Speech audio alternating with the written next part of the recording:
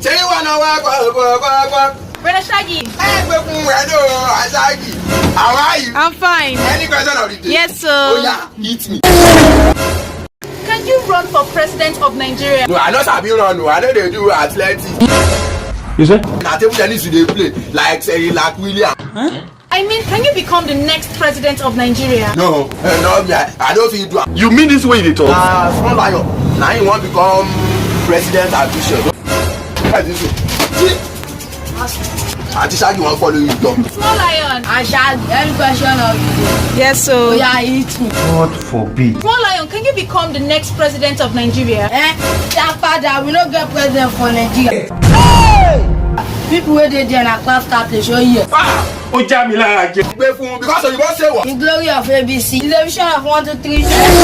Jagba, thank you. This is super story.